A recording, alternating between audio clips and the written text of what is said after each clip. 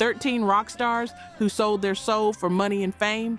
Now, I want to be upfront with you before we start. Some of these are obvious. Some of them you've argued about with friends for years. And a few are going to make you genuinely uncomfortable because the artists involved spent their entire careers telling us that this was the one thing they would never do. And then they did it anyway.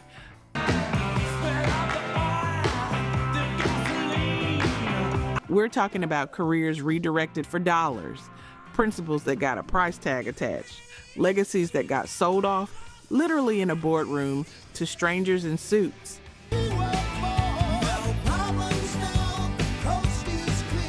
Some of these moments made certain people richer than they ever imagined. Some cost them everything that mattered. And the most fascinating part, not one of them happened the way the story gets told. 13 entries. Countdown from the opportunistic to the unforgivable. Let's go. Number 13, Bob Dylan. In 1965, a journalist asked Dylan if there was any commercial interest he would ever compromise himself for. He thought about it. Then he said, "Ladies' undergarments." The room laughed. Dylan moved on. Nobody thought about it again. 39 years later, in April 2004, a Victoria's Secret commercial aired during American Idol, and Bob Dylan, 62 years old, the voice of a generation, the man who had walked off the Ed Sullivan Show rather than censor a protest song, the Nobel Prize-winning bard of American truth, walked through a Venetian palazzo while supermodel Adriana Lima sashayed past him in angel wings and lingerie. The song playing underneath, Love Sick, from his Grammy-winning 1997 album, Time Out of Mind. Don't seem so proud. The man who had been a protest singer, a countercultural prophet, an artist whose entire mythology was built on refusing to be packaged for corporations, was selling underwear, and doing it in Venice, which Victoria's Secret used because it had enough gargoyle-heavy architecture to look vaguely artistic. Here's what makes it genuinely strange. Nobody knows why he did it. Dylan said nothing publicly.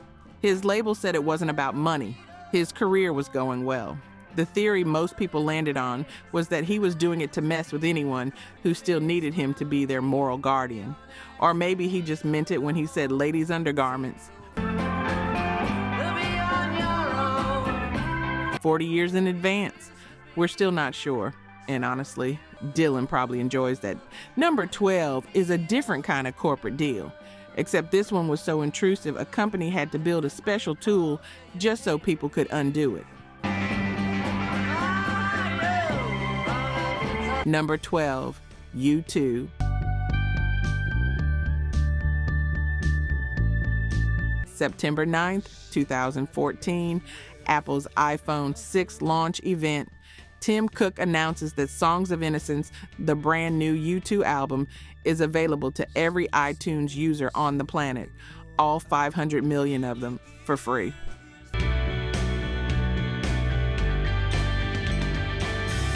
The announcement gets a round of applause in the auditorium, and within 24 hours, it becomes one of the most spectacular PR disasters in modern rock history, because the album wasn't offered to 500 million people. It was installed on 500 million devices without anyone asking.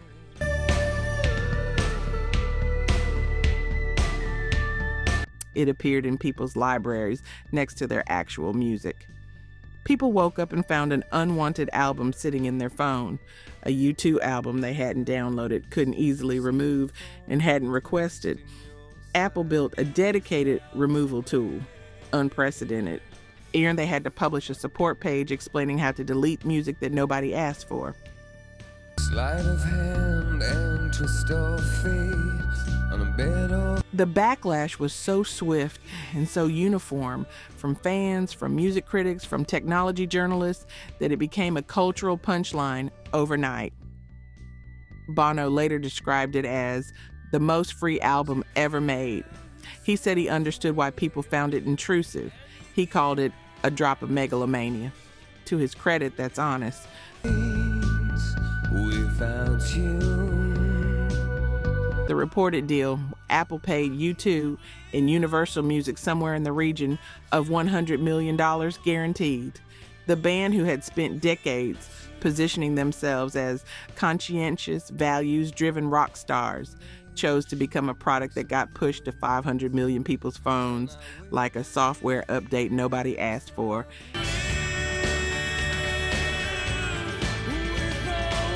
And if you had to explain it to a younger music fan, and the look on their face when you tell them would tell you everything you need to know. Number 11, you'll want to hear this one. The godfather of punk went to work for a car insurance company.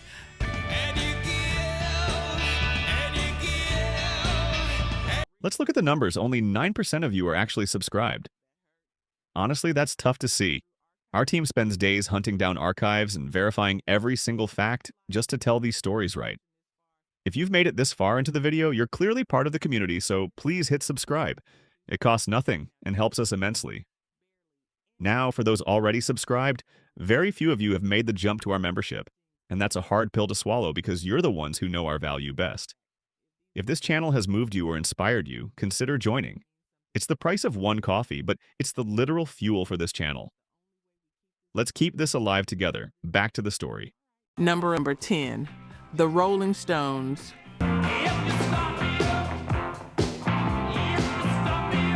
August 1995, Microsoft needed to launch Windows 95.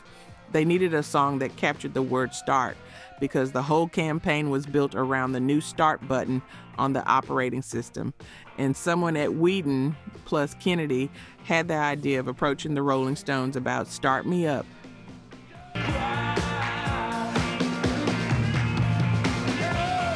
Now, Mick Jagger and Keith Richards had, until this point, never sold one of their own songs to a corporation.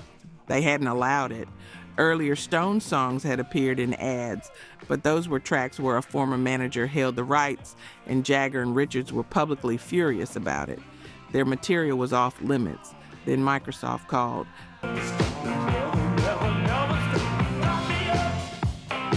The story as it's been told, Jagger quoted a price he thought was so absurd it would kill the negotiation, something in the millions.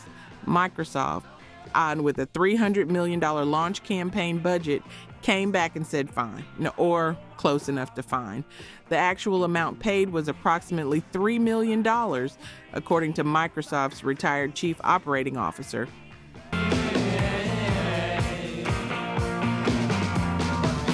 For context, that's the same price Microsoft spent on the advertising logic behind one button. Jagger and Richards took the money. Start Me Up played as Bill Gates booted up Windows 95 in front of 12,000 people in Redmond, Washington.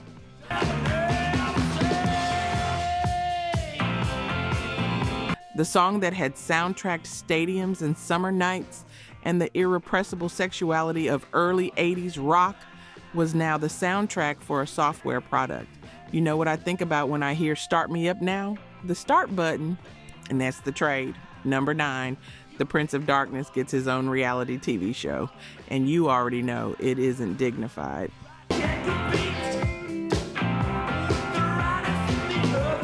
Number 9, Ozzy Osbourne.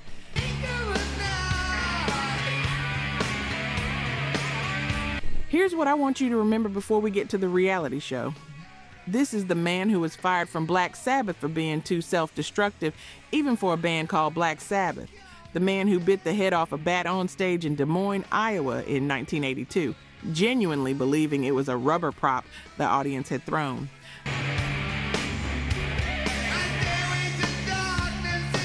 The man who had 2 decades of solo work that redefined what heavy metal could be. Diary of a Madman, Bark at the Moon, No More Tears, The Prince of Darkness. The Osbournes premiered on MTV on March 5th, 2002, and 3.2 million people watched Ozzy fumble with a television remote.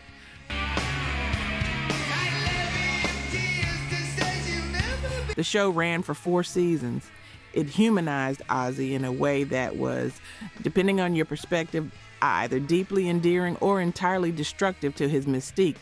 You watched him shuffle around the house in slippers. You watched Sharon handle every piece of his professional life. You watched him fail to operate a DVD player. The family reportedly earned $5.5 million for the second season alone.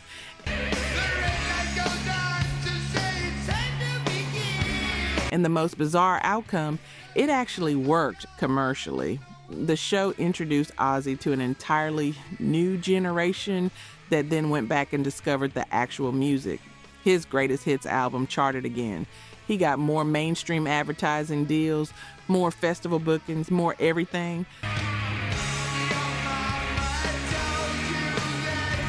So the question isn't whether he sold his soul. He did. The question is whether it mattered. And the older Sabbath fans who'd lived with the myth for 30 years, they know exactly where they come down on that.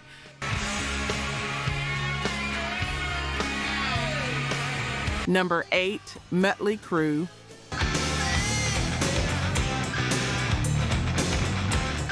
January 28th, 2014, Hollywood.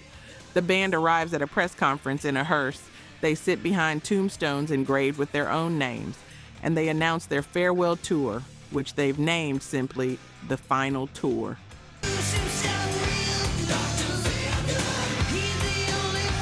Then, in front of dozens of journalists and cameras, all 4 original members sign a legal document invented specifically for this moment.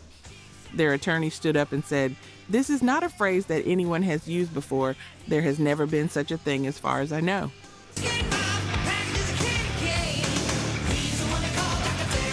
The document was called a cessation of touring agreement. It bound the 4 of them legally to never tour again under the Mötley Crüe name after December 31st, 2015. Nikki Sixx told Rolling Stone, in direct quote, there was no amount of money that could bring them back.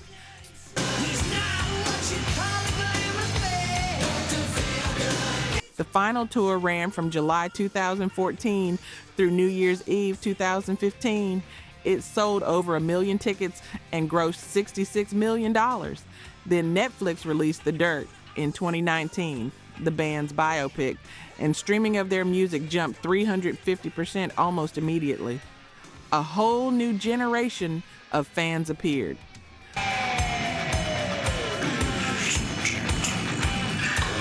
On November 18th, 2019, Mötley Crüe uploaded a video. In it, they placed the cessation of touring agreement on a table. They inserted a detonator, and they literally blew it up with TNT.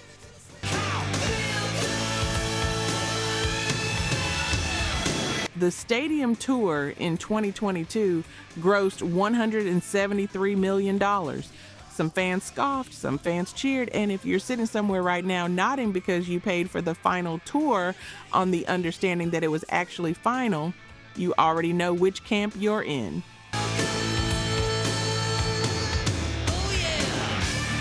Number 7, David Lee Roth.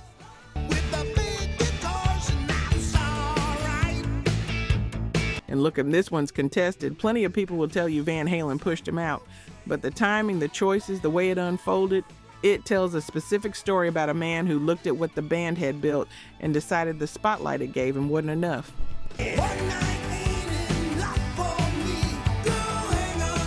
In 1984, Van Halen dropped a record called simply 1984. It went to number 2 in the U.S., spawned Jump, which was their first and only number 1 single. They were the biggest rock act on the planet. Arenas sold out. The future was completely theirs.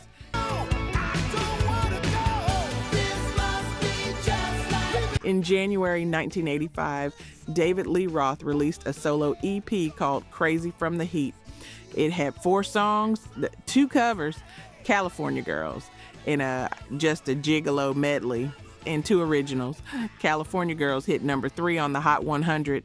The EP reached 15 on the Billboard 200, and Diamond Dave decided that was the direction.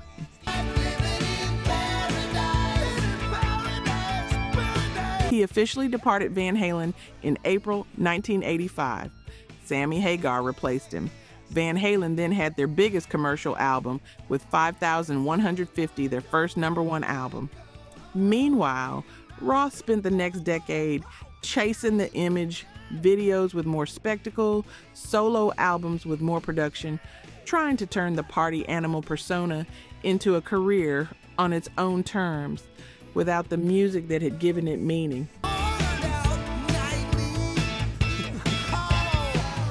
Here's the part that still gets me.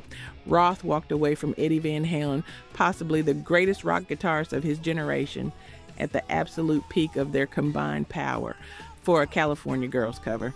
You know how that goes when the choice you made gets clearer in hindsight. Number 6 is where this list gets genuinely difficult.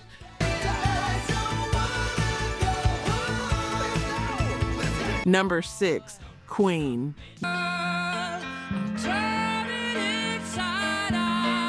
You need to understand what this moment was. Apartheid was still the law. The United Nations had organized a cultural boycott. Artists were specifically asked not to perform in South Africa because doing so generated revenue for a regime that institutionalized racial segregation by law.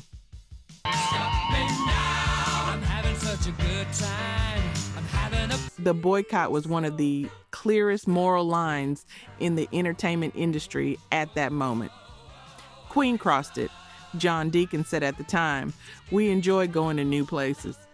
I know there can be a bit of fuss, but apparently we're very popular down there. Basically, we want to play wherever fans want to see us."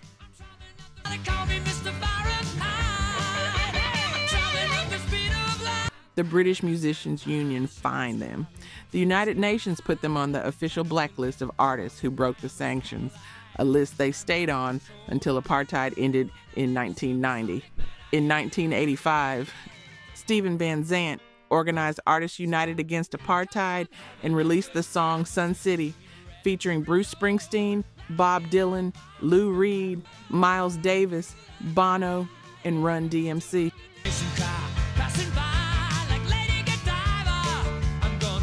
Specifically naming the venue where Queen had performed. For 6 years, those 9 shows followed Freddie Mercury and the band everywhere. Roger Taylor in 2021.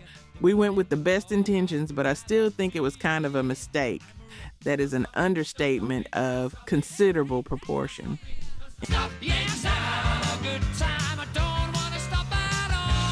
And here's what makes it stay with you.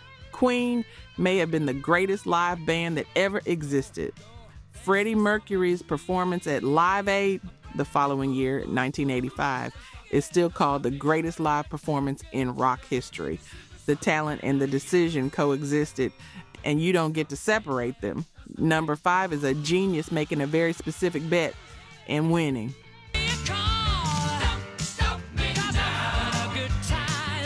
Number 5, David Bowie.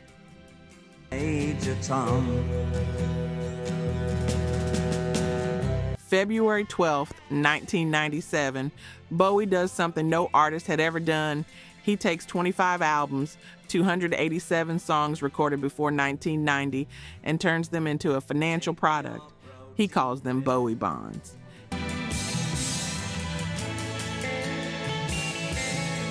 And here's the structure. Working with banker David Pullman, Bowie sells 10-year asset-backed securities to the Prudential Insurance Company of America for $55 million. The bonds carry a 7.9% interest rate. Investors buy them like they'd buy a mortgage-backed security.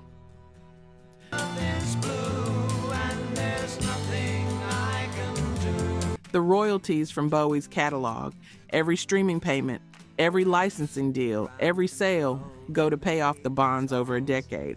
In 2007, the bonds mature, everything's paid off, and the catalog reverts to Bowie. There are people who call this genius, and financially, it might be. He timed it perfectly. He got paid in 1997, just before Napster and digital piracy demolished the value of music catalogs. If he'd waited 4 years, the numbers wouldn't have worked.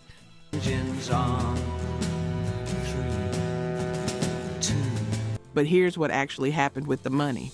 Bowie used the $55 million to buy back his own songs from his former manager, who had owned a large portion of his catalog for years. He sold Wall Street 10 years of his creative legacy to repurchase the creative legacy that should have been his the whole time. In an industry that had spent decades taken from artists,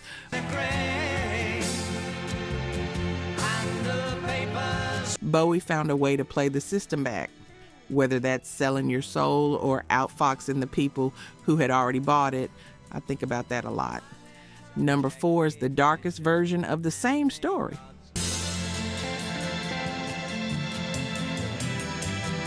Number 4, Billy Joel. The regular crowd shuffles in. Billy Joel is 22 years old. He is broke. He has been passed from one manager to another. Nobody in the industry wants him, and he is desperate, genuinely desperate, to get his music in front of people. Paul is a real estate novelist who never had time. A producer named Artie Ripp offers him a deal through Family Productions. Joel takes it. It is, by his own description, one of the worst contracts ever signed in the music industry. He gave away his copyrights, his publishing rights, his recording royalties, all of them, for enough money to buy a piano and pay rent.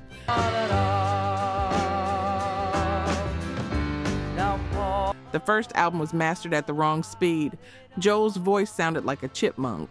His words, it sold virtually nothing.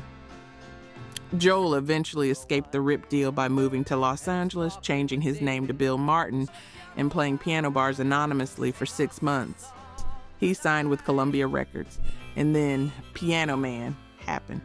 The Stranger happened. Still in the Navy and probably will be for life. He became one of the best-selling solo artists in American music history, and for every record he sold, from Piano Man through The Stranger, through Glass Houses, or through An Innocent Man, Artie Ripp collected 28 cents for every dollar Joel made, not for any ongoing creative contribution, just because of what a 22-year-old signed in desperation to get his shot.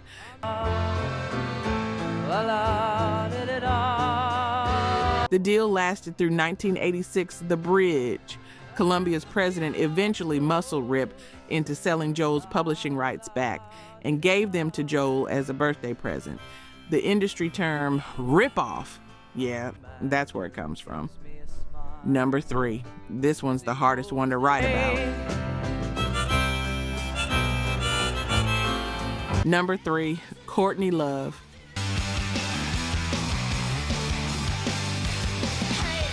Kurt Cobain spent his entire career refusing to sell. He turned down deals that would have made him tens of millions of dollars. He fought openly and publicly against the commercialization of rock music. He wrote about it, screamed about it, and embedded it in everything Nirvana represented. The band's relationship with their audience was built on the explicit rejection of the corporate machinery that the music industry ran on.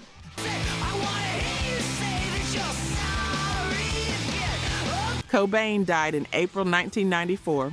Courtney Love, his widow, inherited approximately 98% of Nirvana's publishing rights. In 2006, Love sold a significant stake in that catalog. Some reports say 25% of her share, others say 50%, to Larry Mestel of Primary Wave Music Publishing.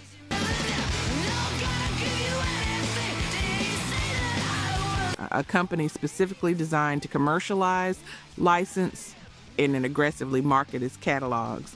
The deal was valued at approximately $50 million. Primary Wave's stated mission was to take the music to places it had never been before.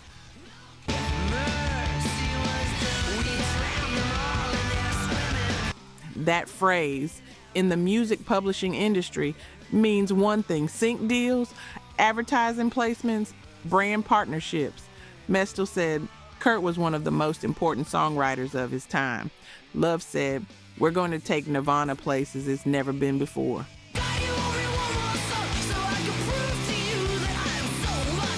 The man who wrote Radio-Friendly Unit Shifter, the man whose entire creative philosophy was about not being the product, had his songs transferred to a marketing-focused publishing house by the person who controlled his estate.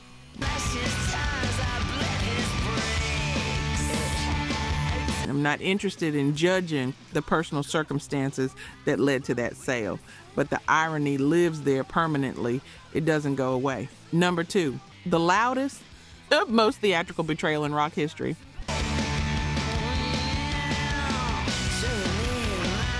Number 2, AXL Rose / Guns N' Roses.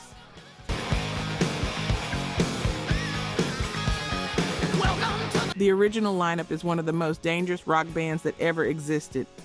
Appetite for Destruction, 1987, nearly 30 million copies sold. Use Your Illusion, 1 and 2, 1991. They released both on the same day, and the two albums occupied positions 1 and 2 on the Billboard 200 simultaneously. Then it collapsed.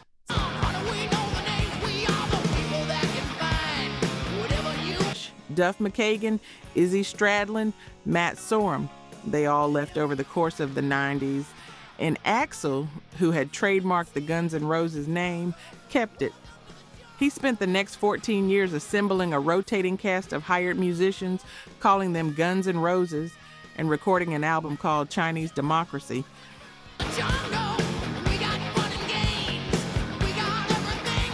The album cost approximately $13 million to record.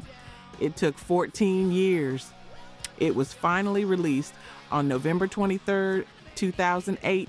It debuted at number 3 in the United States. For years, Axl had said publicly, in interviews and statements in the language of someone who had been genuinely burned, that a reunion with Slash would never happen, that the relationship was irreparable. When asked directly, not in this lifetime. In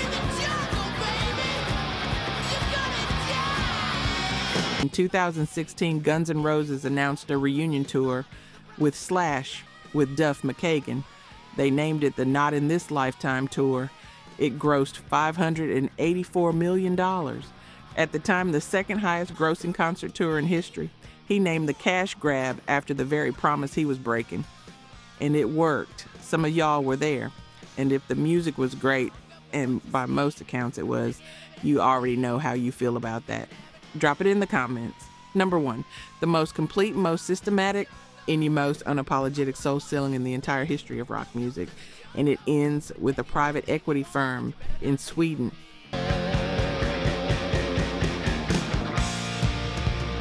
Number 1, Kiss, Gene Simmons.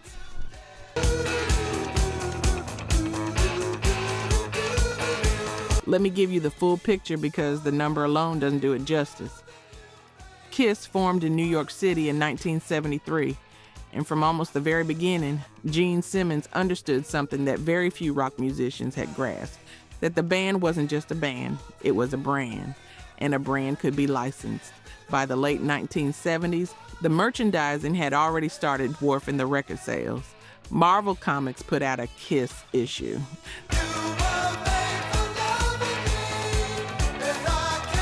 The band appeared in a made-for-TV movie, then the action figures, the pinball machines, the lunch boxes. Over the next 5 decades, Kiss licensed their name and imagery to over 3,000 product categories, and by some counts, 5,000. I want you to sit with that number, 3,000 to 5,000 products. Kiss coffins, available from 2001, like $4,500 each, marketed as usable beer coolers until needed. Dimebag Darrell Abbott of Pantera, killed on stage in December 2004, was buried in one.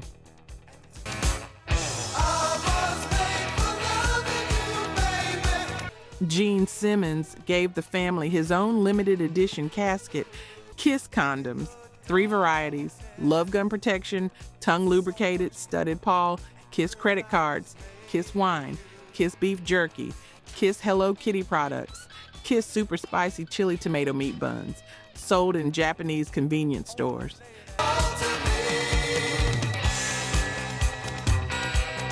As a brand, Kiss has generated over $1 billion in licensing fees since the 1970s. In April 2024, Gene Simmons and Paul Stanley sold the entire Kiss Enterprise catalog, name, trademarks, likeness, all of it, to Pop House Entertainment, a Swedish private equity firm, for $300 million. Simmons' share, approximately $150 million.